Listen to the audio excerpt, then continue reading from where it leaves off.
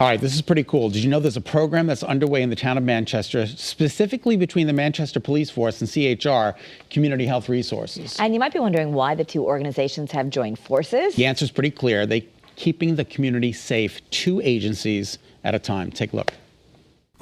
Did you know that CHR, Community Health Resources, has an office within the Manchester Police Department? It's actually the perfect addition. We'll explain why in just a few, but first let's learn a little bit about what CHR does. Here's Senior Vice President for Advancement, Maureen McGuire. We provide a full range of services for people of all ages. So this includes people with very serious and persistent mental illness. This includes people who are suffering from addictions, opioid addictions, alcoholism. It also includes people who are experiencing anxiety, depression, all of which have increased since the beginning of the pandemic. And notably, the opioid crisis has gotten a lot worse, considerably worse. The agency has been around for decades. CHR was founded in 1966, so wow, for more than 50 years we've been here. We have deep roots in the community. Work very closely with partners like the police department, with all the towns in the area as well. Today, we're focusing on the Manchester Police Department, where CHR has moved in to lend a helping hand. They have staff within the police department.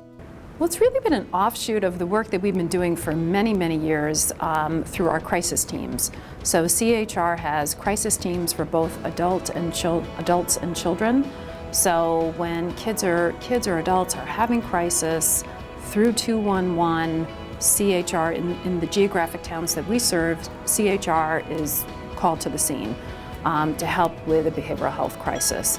So really, we've been doing this for years. We've fostered really great relationships with the police department, and this was really a natural offshoot to take that relationship one step further, so that our crisis team, we have a crisis clinician who is working, side by side with the police department. CHR's crisis clinician Rachel Russo actually goes out on calls with community outreach officer Christina Sampaio. While I'm here, I have a couple different roles. I'm here part-time, and one of the main roles is to correspond with police to behavioral health calls. So on a typical call, I would be performing a risk assessment, whether a client needs to be de-escalated, it could be conflict resolution. I would be a part of that with a police officer. And then in addition, I do post-intervention follow-ups. So whether or not I'm on that first call, I'm always following up with them after. So if they were sent to the hospital, I'm the person that's following up, whether it's on phone or face-to-face, to talk about different types of treatments that are available, to link them to services and get them into treatment. You are actually physically on the call with the police officer? I am. Riding in the car? Riding in the cruiser with them, yes. What is that like? It's nice because we get to share a lot of information. When you were in training to become a therapist, did you ever think that you were going to be doing this kind of work?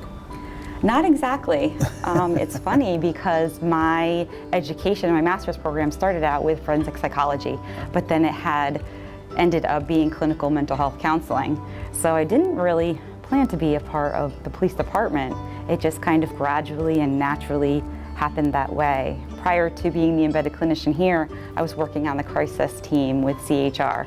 So for the past 3 years, I've been working with state police and local police departments. So working with the police isn't fairly new to me, but it's been a great experience. And like getting in a car, and a patrol car, and going out to the scenes. Getting to know the officers better and learning from them, because it's really become a two-way relationship. Not just do I provide mental health information to them or help them know what to do for times when I'm not there. I'm learning about more of the criminal justice system. Officer Sampaio loves having Rachel along for the ride. She's a breath of fresh air. She really is. Like, just, going out on calls with her, seeing her interact with people, it's so different. Like, we'll go to a house and she'll, sit down next to them, and she just talks to them like she's their friend. Like, she's, I've learned some things from her.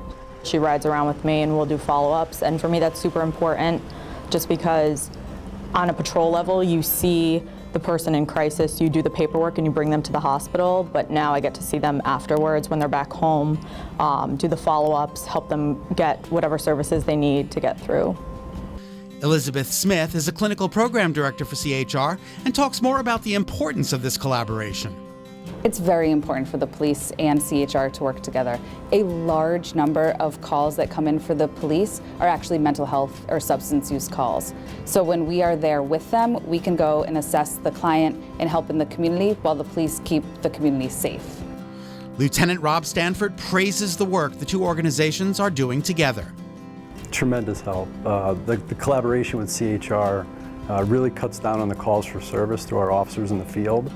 For example, Manchester responds to well over 1,000 of what we call emotionally disturbed persons calls throughout the year. The collaboration with CHR is only going to reduce that number. It allows them to do follow-ups with what we refer to as repeat individuals to get them involved with the resources that they need and to help them reduce the calls for service. All right, not only is CHR and the Manchester Police Department helping out there, but in 6 other police departments. How great is that? That is really great. And if you're interested in the services that CHR provides, you can reach out to them at chrhealth.org.